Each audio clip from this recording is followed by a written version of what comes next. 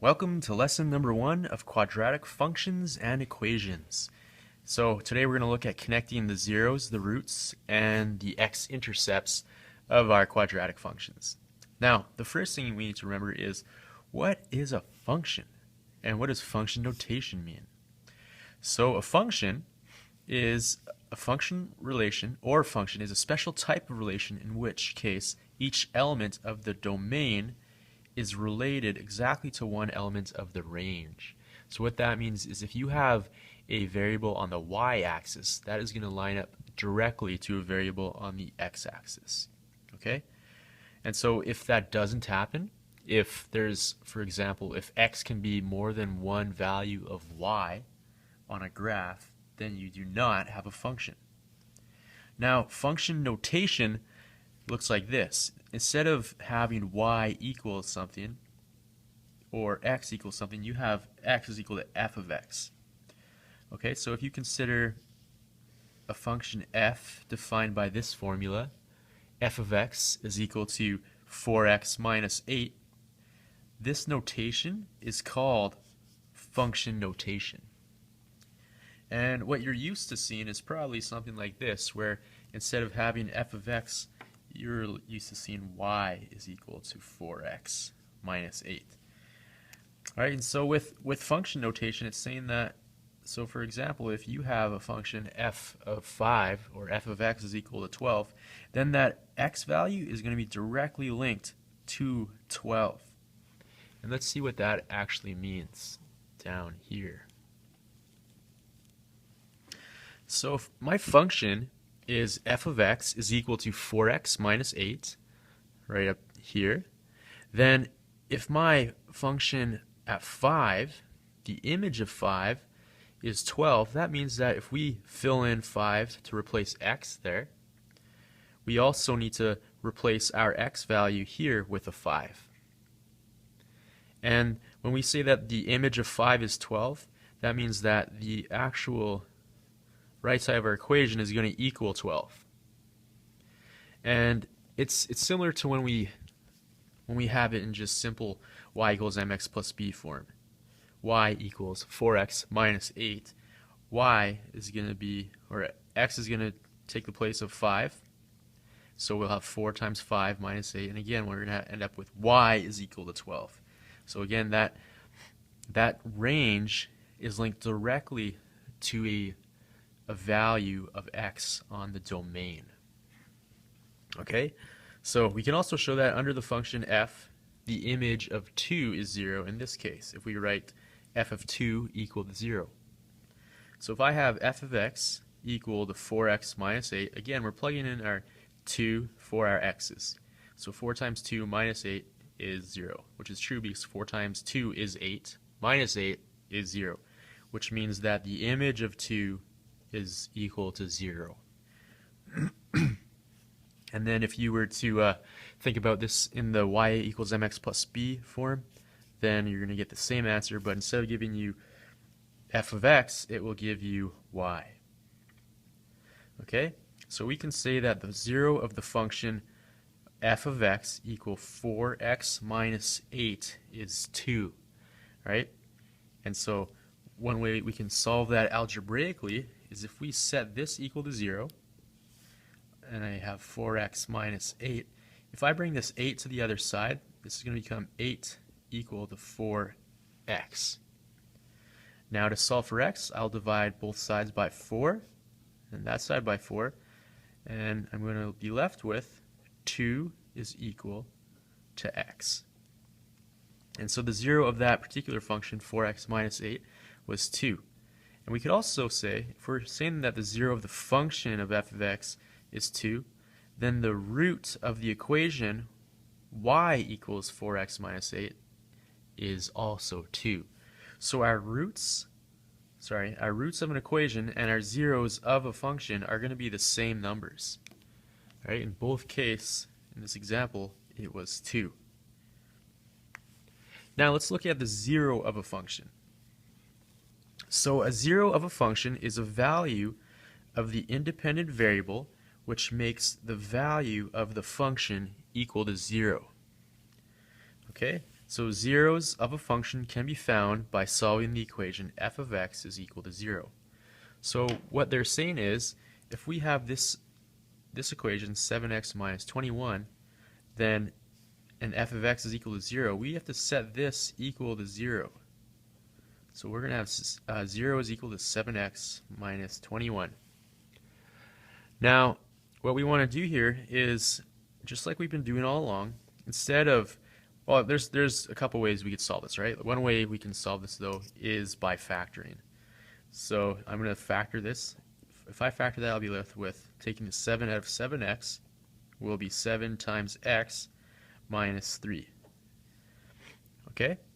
Now, we're setting that equal to 0, and then we are solving for x minus 3. And remember, one way to do this is if we look at x minus 3, we can automatically pull our value of x out of there, which would be x is equal to positive 3.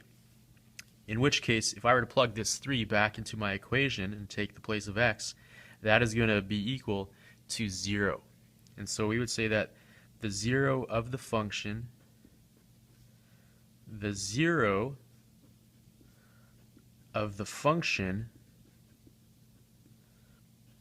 f of x is 3.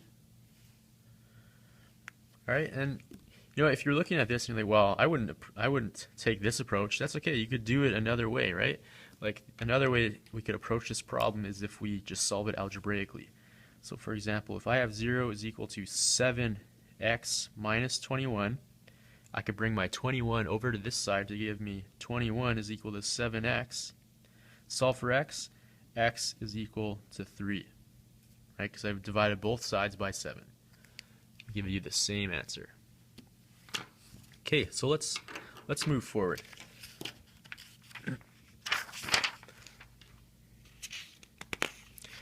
All right, so let's connect our roots, our x-intercepts, and our zeros. Instead of in a quadratic equation, let's do it in a linear relation. So I have a linear equation, y equals 2x minus 6, and that's shown right here. So the graph of y equals 2x minus 6 is shown. Determine the x-intercept of the graph algebraically and graphically. So if I'm doing this algebraically, then I'm going to set this equal to 0. So I'll say that 0 is equal to 2x minus 6. Now I need to solve for my x value, so I'm going to bring that 6 over there. I just added 6 to both sides. Solve for x. X is equal to 3. If I divide both sides by 2, I'll be left with 3. Alright, that means that my x-intercept in this case, that's where my line crosses my line. It's going to cross at positive 3.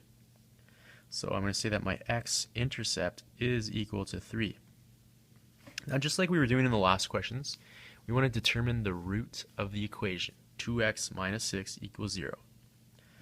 And so again, all we need to do here is solve for x. And if you're confused, well, I thought that the value of x was the x-intercept was 3. And you might be looking at this saying, well, the root is also going to be 3. And if that's where you're at, then you're absolutely right. Okay, so I'm going to bring this 6 to the other side. I'm going to add 6 to both sides. 2x will equal 6. Divide by 2, x will equal 3. So I'd also say that my root is x equals 3.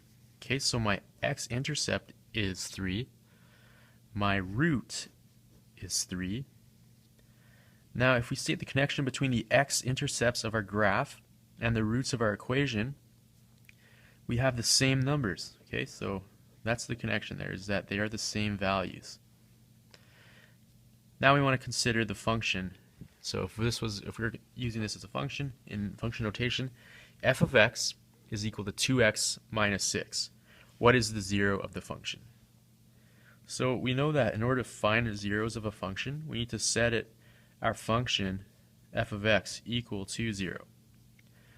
Okay, so we'll solve for x. I'm going to bring this 6 to this other side, and I'm going to divide both sides by 2. X again is equal to 3. So our x-intercept was 3, our root was 3, and the zero of our function, the zero of the function is going to equal 3. Is 3. And so if we look at this bottom question, what is the connection between the x-intercepts of the graph of y equals 2x minus 6 and the roots of the equation 2x minus 6 equals 0, and the zero of the function f of x is equal to 2x minus 6? They are all the same values of x. All right, so when we're looking at a graph or a quadratic function or an equation, we're going to find that our x-intercepts are going to be equal to our roots and our zeros. Okay, so you might see those terms maybe not exactly used interchangeably, but they will be the same values. Okay, so we're doing the same thing, but this time we're using a quadratic equation. All right, so Jock is determining the roots of this equation, x squared minus x minus 6 equal to 0. All right, so this is the equation we're going to be working with. He wrote the equation in factored form and used the zero product law to determine the roots of the equation. So complete his work to solve for x. Okay, so we know that we're starting with x squared minus x minus 6 is equal to 0. Now, in order to find the x's of this equation, we're going to have to solve for x. So if I think about two numbers that multiply to give me negative 6 and add to give me negative 1, I'm going to use the numbers negative 3 and positive 2. Okay, so that's going to be x minus 3 and x plus 2, which would give me two x values of x equal to positive 3 and x equal to negative 2. So the graph of y equals x squared minus 6 is shown. State the x-intercepts of the graph and mark them on the grid. Okay, so I know that my x's, if I look at my graph, my x's are going to fall at negative 2 and 1, 2, 3, positive 3. Now, that's easy to see from this equation as well, that if I factor my quadratic equation, I'm left with x minus 3, x plus 2, and x values of 3 and negative 2. Those are going to correspond to my x-intercepts. So my x-intercept is going to be negative 2 and 3, or 3, negative 2. Doesn't matter which way you write it. So the next thing we need to do is state the connection between the x-intercepts and the roots of the equation x squared minus x minus 6. Okay, so these are the roots of the equation, remember. And they're also the x-intercepts, so the values are the same.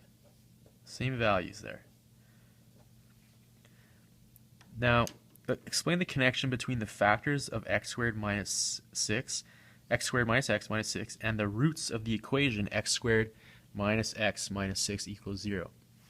So the values of x, which make the factors 0, so these values which make these factors 0, are the same as the roots of the equation. Okay?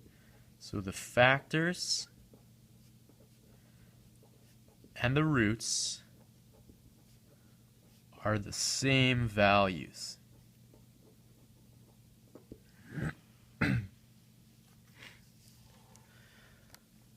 Now what they want us to do is consider the zeros of the function. And so remember, if we're looking for the zeros of the function, we set our function equal to 0. 0 is equal to x squared minus x minus 6. And what do you think you're going to have? Well, when you factor this, which we did up top, we're going to have to do that again. We are going to have to factor this, and you know what? Lo and behold, we're left with x is equal to 3 and negative 2. Again, the values are the same. The same zeros. Right? We had 3 and negative 2. So in conclusion, the connection between the x-intercepts, the roots, and the zeros of these functions and this equation and this graph, they are all going to be the same.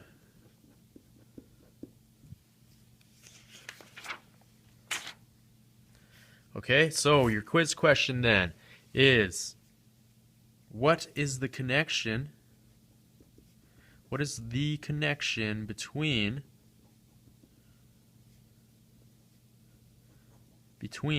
x-intercepts, roots,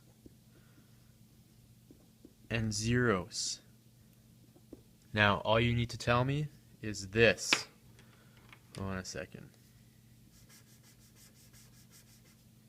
Just say this. They are the same.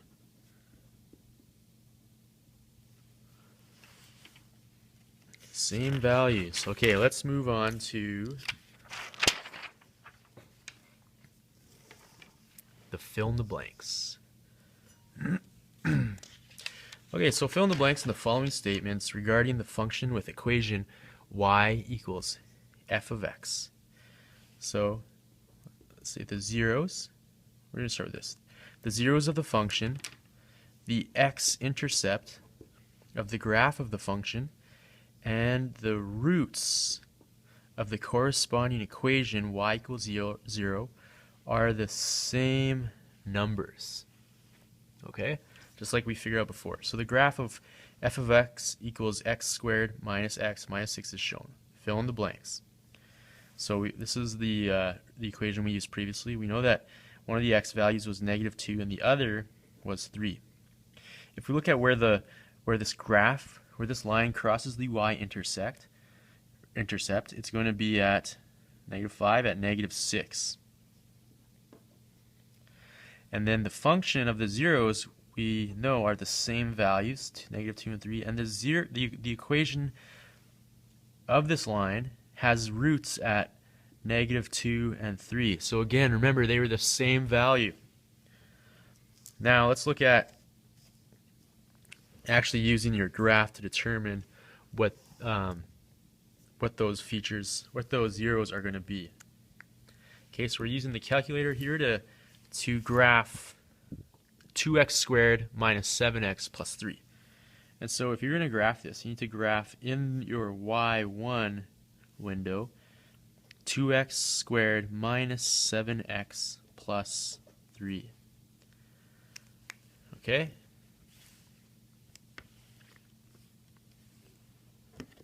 So I had it in there earlier, but I'll retype that for you. It's 2x squared minus 7x plus 3. I'm going to graph that. And I get something that looks like this. Okay, so if I look at that, I'm not entirely sure where that's lining up, and so if I want to find it, I can use my trace function and my zeros of my graph to find out where that falls. Okay, on the left side, I'm going to guess what's going on the left side. I'm going to guess it's somewhere in between there. And so what I did was I chose my 0. I'll do that again. I chose this 0, and then I used my arrows to kind of navigate kind of a guess. All right? And so I have to choose points in between where I think my x's are, and I go enter down here, and I enter down here, and then I move up to where I think my 0 is, and I press enter, and it gives me a 0 at x equals 0.5. Okay, so I know that if I do that, I'm going to have 0.5, and since I have 2 places where my line crosses my x-axis, I'm going to do the same thing, but this time my left-bound arrow will fall here, and my right-bound arrow will be up here, and I'm going to guess it's going to be right there, so probably 3. And it is 3. Perfect. So I have 0.5 and 3 as my zeros. Now, what I need to do is use the x-intercepts of the graph of y equals 2x squared minus 7x plus 3 to factor the expression. So, I know that my values, my x-intercepts, are 0.5 and 3. Okay, so remember when we were solving for x in our quadratic equations, that means that if I was plugging this into an equation, that I would have to put a negative and a negative into the equation to get this. And so if if I'm using this 2x squared minus 7x plus 3, and I want to factor this to include 0.5 and 3, what this is going to look like then is going to equal 2.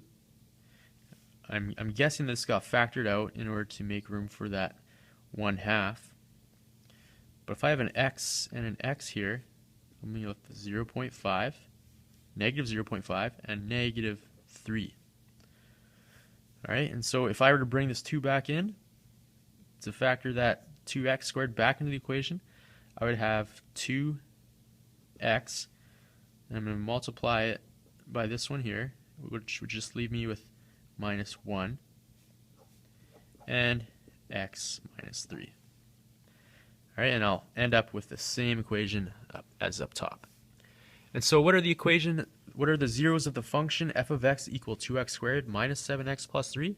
My zeros were 0.5 and 3. And so if I were to draw this graph right here, 0.5 and 3, and if I look at my graph again, let's see where it fell down onto my y-axis. Looks like negative 3, negative 3. My graph looks something like this. Alright, so remember to pause the video whenever you need to, and just make sure that if you need to rewatch something that you're doing that, you're taking that time. Okay, now we know how to find the zeros of an equation, of a function, but I'm not going to do all these examples because I know that you know how to do some of these already. Okay, so for all of these, all we need to do is basically just factor all of them. So I'll do this first one. X squared plus 8x is equal to 33. If we bring our 33 over to the other side by balancing our equation, I'm going to subtract 33 on both sides, and I'll be left with negative 33 is equal to 0. To find my factors, I know that I need to multiply to get 33 and add to get 8. Alright, so I'm multiplying to get negative 33 and adding to get positive 8. And so if I use negative 3 and positive 11, that will give me the factors that I'm needing to use. And so the roots of my equation, of this equation, is going to be negative 11 and 3. Okay, so the roots are negative 11 and 3. And so you do the same thing for these ones. Luckily this one's already factored for you. Okay, so I'm going to have a root of 3 and a root of, if I solve for x in this equation, you're going to be left with negative 5 over 4. And yeah, and I'll leave that one for you to do. All you do is factor it and then find out what roots make up that x. Now, find the following functions. For the following functions, find the zeros and find the y-intercept of the graph of the function. Okay, so let's find those zeros first. And we'll start with this equation. Now remember, if you're finding a zero, remember to set f of x equal to 0. So 0 is going to equal 5x squared plus 15x minus 20. All these numbers are divisible by 5, so I'm going to pull that 5 out. 5x squared plus 3x minus 4. Now, if I think about numbers that are going to multiply to give me 4 and add to give me positive 3, I can use 4 and negative 1. Okay, so I'm going to use 5x plus 4 and x minus 1. And remember, those are all equal to 0. And so then my x's, I'm looking for the zeros here. So x is going to equal negative 4, right? Negative 4 there, and positive 1. So x equal negative 4 and positive 1. So that my zeros are negative 4 and positive 1. So when x is equal to 0, alright, so if I set x equal to 0, and if I were to plug this into my equations, so for example, y equals f of x squared plus 15x minus 20, let's see what we'll get.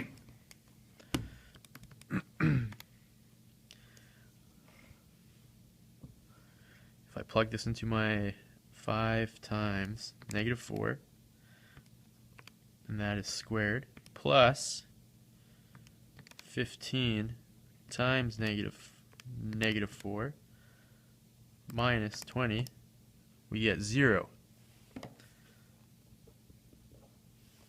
Now, what if we plug in 1?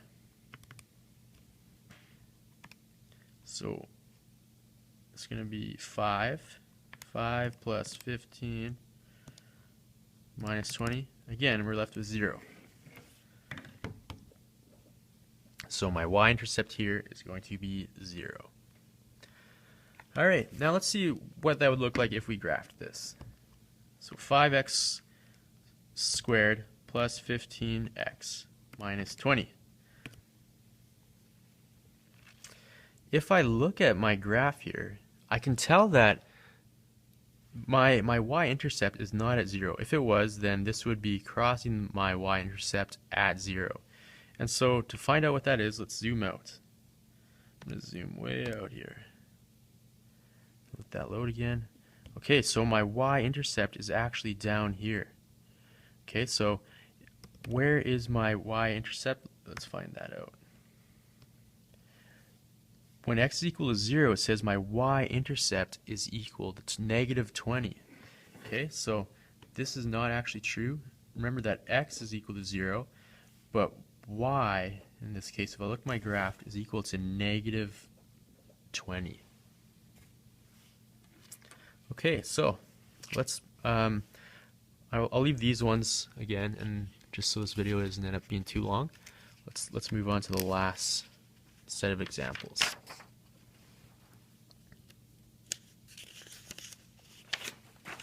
Okay, so for each of the following functions, use a graphing calculator to sketch the graph of the function and find the zeros of the function as exact values and write the function in factored form. Okay, so we're going to be needing the graphing calculator again. So make sure you set your Windows settings to normal, and the next thing we need to do is just plug these equations in. It's 3x squared plus 4x minus 7.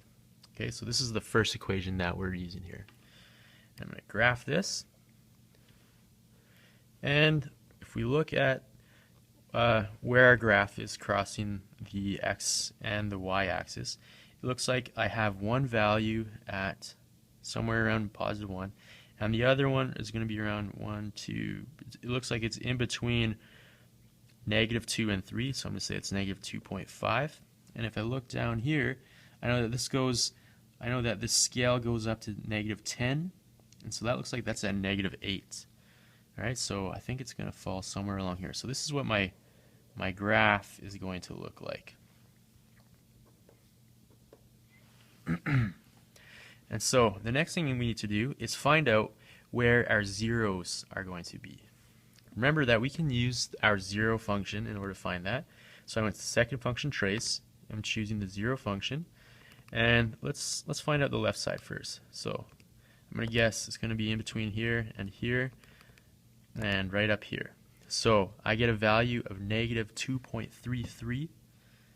Negative 2.33. Now, if I were to clear that and find out what that is in a fraction, negative 2.3333, negative 2.3333 as a fraction. Well, I don't know why it's not working, but as a fraction that would be equal to negative 7 over 3.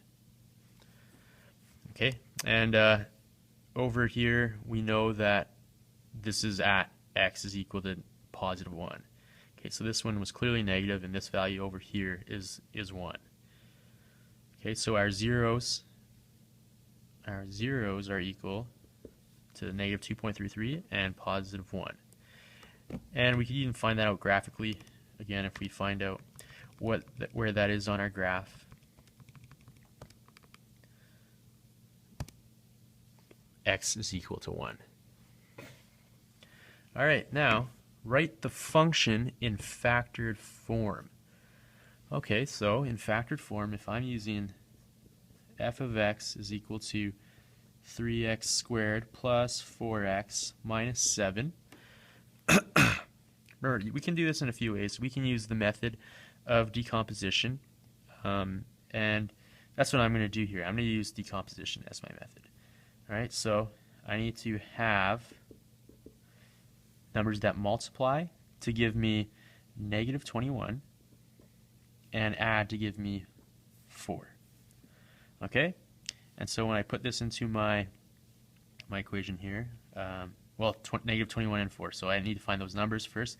So those numbers are going to be 7, and let's go with negative 3.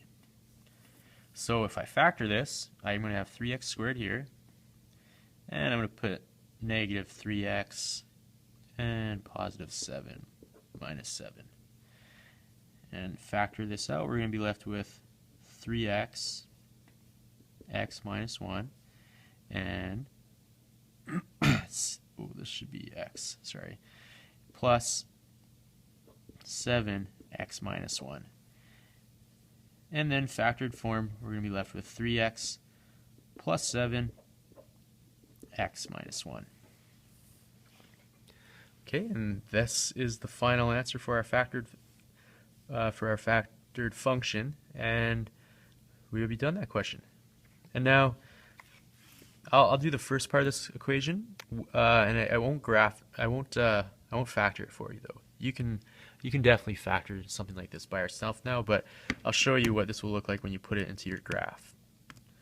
Okay, so if you have 4x, and this is cubed, right? And it might be a good idea to put brackets around these, just because you know what can happen, right?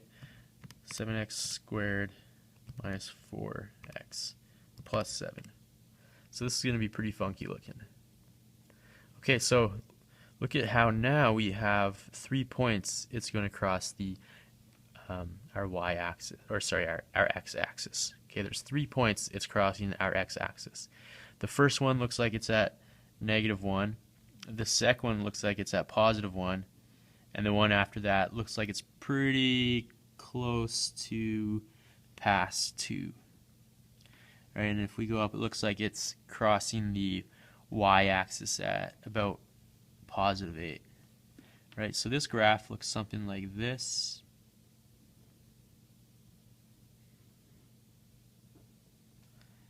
And again, if we were to trace this function to find our zeros, we are going to find the first one. I think it's going to be a negative 1. Looks like it's going to be a negative 1. Yeah, our first zero is going to be at negative 1. Our second one, I bet you, will be at 2. Or I mean 1, sorry, not 2. What am I saying? And this one here, it looks like it's almost at 2. So let's see where that's fallen. 1.75, real close. 1.75. All right, and so now what you could do is, or what you need to do is you need to factor this and find out what those x's actually are.